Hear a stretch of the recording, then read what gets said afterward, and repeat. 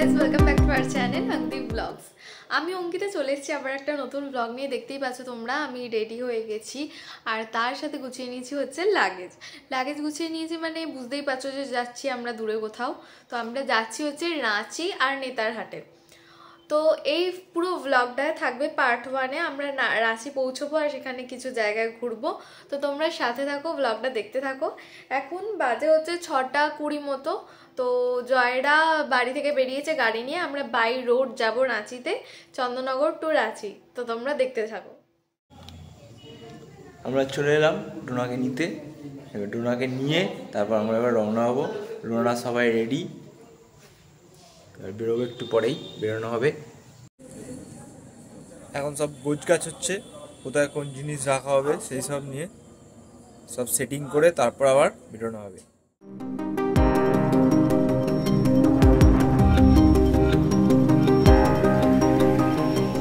আমরা এখন একটা পেট্রোল পাম্পে দাঁড়িয়েছি, সবাই খাওয়া দাওয়া করবো। এখন আমরা বাথরুম গেছিলাম। তো এবার এখন বাজে হচ্ছে ওই 10:30 মতো। তো এরপর আমরা আবার খেয়ে আবার রওনা দেবো, খড়গপুর যাব এখান থেকে। এখন আমরা কোলাঘাট ক্রস করে মাঝের দিকে আছি, খড়গপুর কোলাঘাটের মাঝখানে। দিদা উঠে পড়েছে গাড়িতে। কাকে বলছিস? ব্লগ করছি, ব্লগ। সেখানে সবাই দাঁড়িয়ে আছে। হ্যাঁ, ডোনা এখন মিষ্টি ডিস্ট্রিবিউট করবে সবাইকে, নিজেও একটা মুখে পুড়ে দিল। হ্যাঁ, খাওয়া দাওয়া কমপ্লিট হয়ে গেল। এবার আমরা আবার রওনা দেবো। এখন বাজে 11:15। আমরা এখন লোধাশুলির জঙ্গল পার হচ্ছি।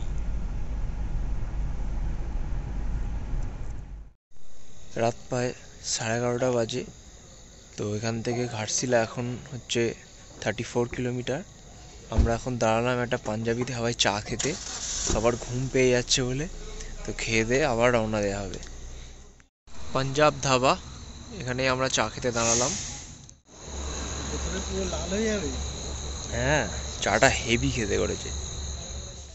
ভোরের আলো ফুটে গেল। আমরা এই মাত্র জাস্ট রাঁচিতে পৌঁছালাম।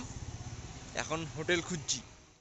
এত ঠান্ডা, এখানে হাত সেঁকছি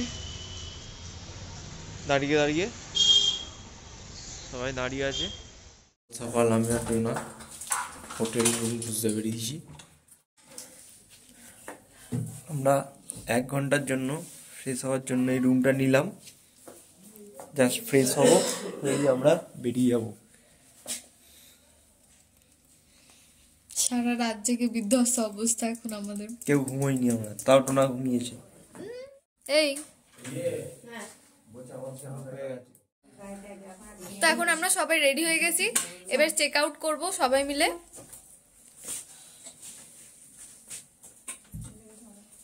দাঁড়ালাম বড়া, এখানে বড়া, ইডলি আর ধোসা। একটা ধোসা দেবেন তো? না না না, নাও।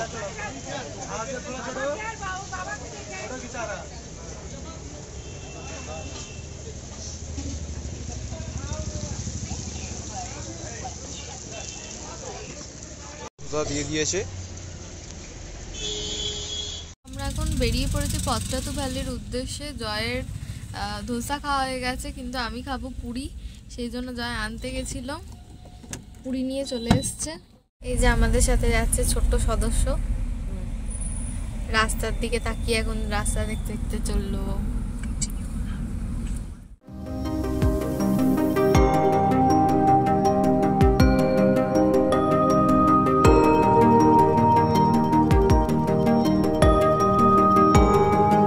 পত্রাতু ভ্যালি পৌঁছালাম। তো আমরা কালকে ঠিক সেইভাবে ব্লগ করতে পারিনি, কারণ কালকে আমাদের পুরো সারা রাত জার্নি করে মানে পুরো একদম অবস্থা পুরো হালাত খারাপ হয়ে গেছিলো। মানে এত টায়ার্ড ছিলাম, ঘুম হয়নি। তার মধ্যে গাড়িতে করে যা হোক করে ভোরবেলা একদম একটা জাস্ট হোটেল খোঁজা হলো। হোটেল খুঁজে তো সেখানে ফ্রেশ ট্রেশ হয়ে তারপর আবার বেরোনো হলো। দিয়ে দেখা যাক এবার এখান থেকে আমরা যতদূর মনে হয় বেথলা ফরেস্টে গিয়ে থাকবো ওখানে, তারপর আবার বাকি ওই সাইড সিনগুলো করে তারপর আবার রাঁচি হয়ে আবার ফিরবো। এই যে চলে এসছে সকাল সকাল। এ মা দিদাকে নিয়ে আসছে, এই দিদা।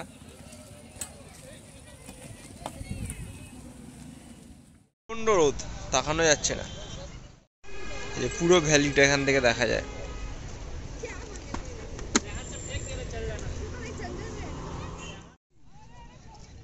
এই যে এখানে সবাই দাঁড়িয়ে আছে। এখন পত্রাতু ভ্যালির লেকে এলাম, লেকের সামনেটা ঘুরতে। খুব সুন্দর লেক। ক্রুজ ওইগুলো করা যাবে বা বোটিং করা যাবে। হ্যাঁ, বোটিংও করা যাবে, মানে বোটিং হচ্ছে অনলি 99 থেকে স্টার্টিং, কিন্তু আমরা এখন করব না কারণ প্রচণ্ড রোদ, রোদের মধ্যে আর ভালো লাগছে না। বোটটা খুব সুন্দর করে সাজানো।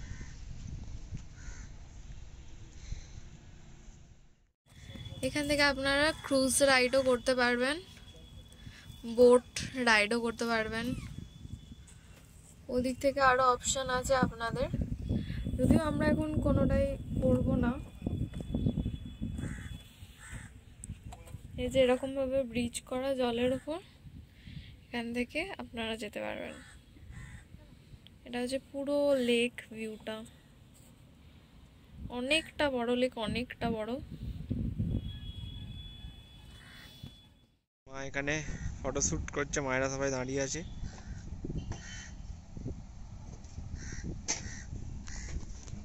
আরে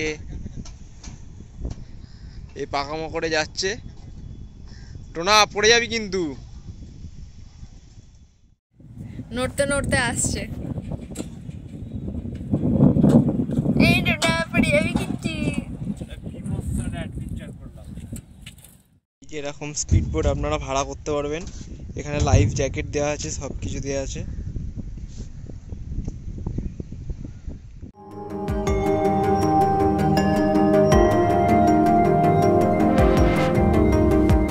এই যাওয়ার পথে একটা ধাবাতে খেতে দাঁড়ালাম।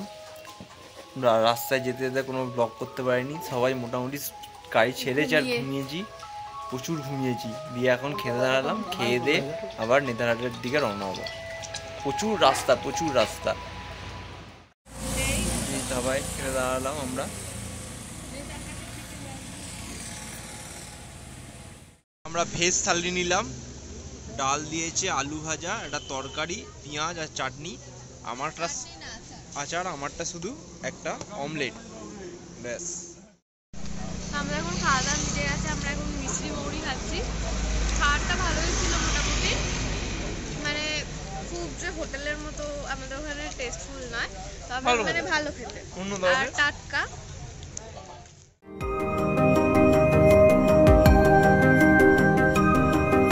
নেতারহাটের পথে যেতে যেতে একটা আমরা সুন্দর একটা নদী পেলাম।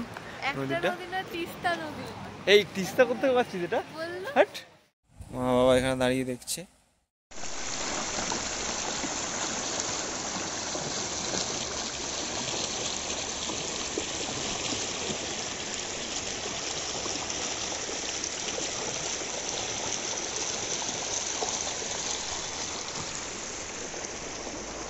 ডোনা ওইখানে দাঁড়িয়ে।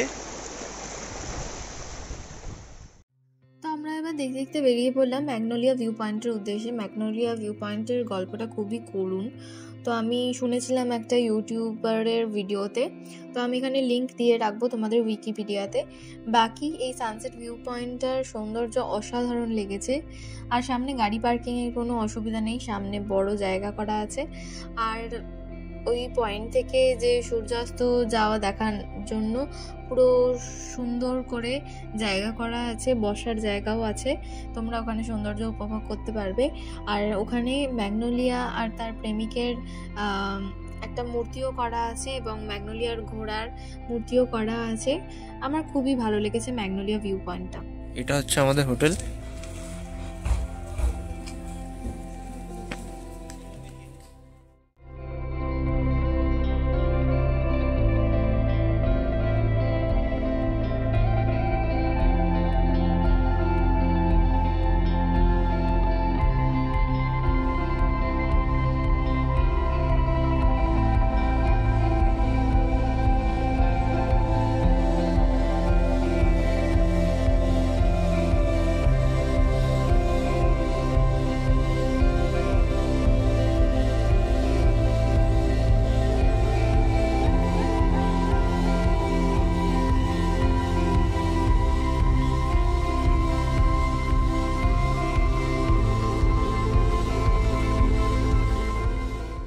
হোটেলে ঢুকে ফ্রেশ হয়ে আমি আর ডোনা একটু বাইরে চক্কর মারতে বেরোলাম।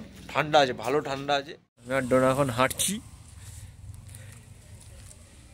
এটা পুরো হিলের ওপরে, জায়গাটা ভালো। 10 ডিগ্রি হবে। ফুলের মতো, ঘুসখুনি ফুল। চলো তো। আমরা এখন বসে বসে পুষ্পা দেখছি, শুয়ে আছে। মায়েরা মোটামুটি ঘুমিয়ে পড়েছে, দিদা এখানে ঘুমোচ্ছে, আর আমরা এখানে পুষ্পা দেখছি। ঝুঁকেগা নেই। তো যে হোটেলটা ছবি আপনারা এতক্ষণ ধরে দেখলেন, সেই হোটেলটাকে অ্যাভয়েড করারই চেষ্টা করবেন, কারণ আমরা অনেকগুলো কারণে বলছি। তো ফার্স্ট, আমরা যখন অ্যাডভান্স বুকিং করতে যাই, ওই আমাদের রুমটার দাম ছিল 4,000 টাকা। তো আমরা সেখানে 3,000 টাকা দিয়ে বুক করতে যাই, অ্যাডভান্স করতে যাই। তখন তারা বলে যে পুরোটাই মিটিয়ে দিতে, এবং আমরা যখন বিল চাই সেটার, তখন সেখান থেকে বিলও প্রোভাইড করা হয় না। সেকেন্ড হচ্ছে, ওখানে রান্নার কোনো ব্যবস্থা নেই হোটেলে, অথচ হিলটপে হোটেল, এবং আশেপাশে কোনো দোকান বাজার কিচ্ছু নেই, দূর দূরান্ত অবধি। খাবারের কি করবো আমরা জানতাম না। তো তখন আমরা জিজ্ঞাসা করি হোটেলের যিনি বয় থাকেন তাকে, তো সে একটা মেনু দেয় আমাদেরকে।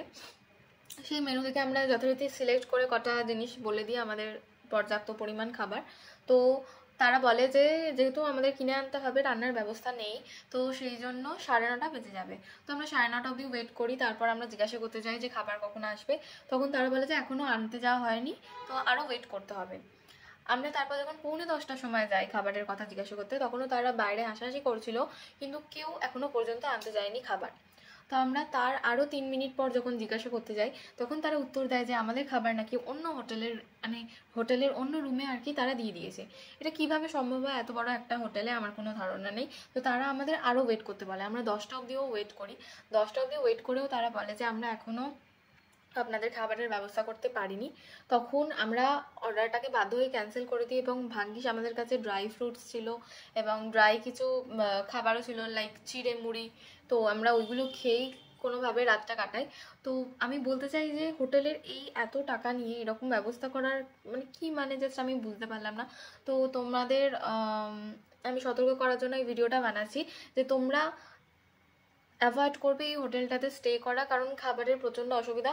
আমি ফর শিওর বলতে পারি যে তোমাদের কাছে যদি খাবার না থাকে, তাহলে তোমরা ঠিক মতো রাত্রিরে খেতে পারবে না। আর আমরা সেদিনকে না খেয়েই বলতে গেলে প্রায় ঘুমিয়ে পড়েছিলাম।